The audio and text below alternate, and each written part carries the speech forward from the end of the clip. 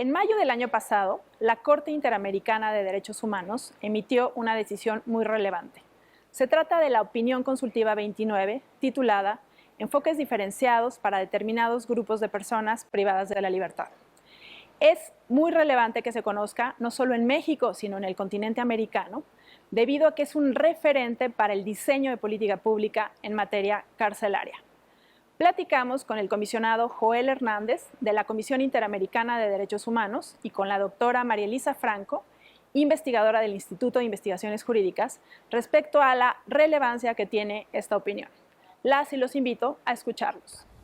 Esta es una opinión consultiva histórica. Es un hito en la jurisprudencia interamericana. La Corte Interamericana en el pasado había venido ya desarrollando distintos estándares interamericanos sobre los derechos de las personas privadas de libertad. Esta es la primera ocasión, sin embargo, que aborda las obligaciones que tienen los estados frente a ciertos grupos vulnerables que se encuentran en situación de privación de la libertad. En esta opinión consultiva número 29, la Corte Interamericana desarrolla importantes estándares para la protección de los derechos humanos de las personas privadas de la libertad.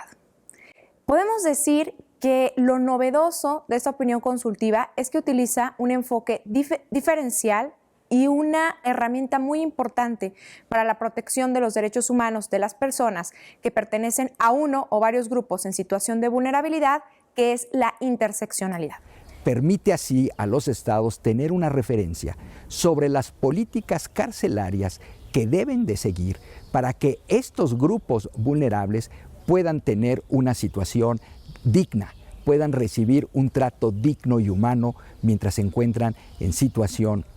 de privación de libertad. En la opinión consultiva 29 encontramos que la Corte Interamericana se enfoca en analizar las obligaciones específicas que tiene el Estado frente a grupos de mujeres, especialmente que se encuentran en la situación de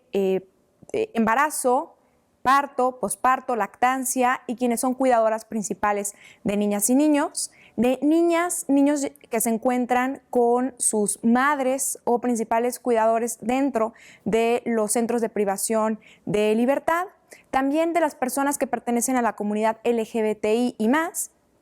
de las personas indígenas y de las personas mayores. Esta iniciativa que tuvo la Comisión de presentar una solicitud ante la Corte en el año 2019 tiene un único objetivo: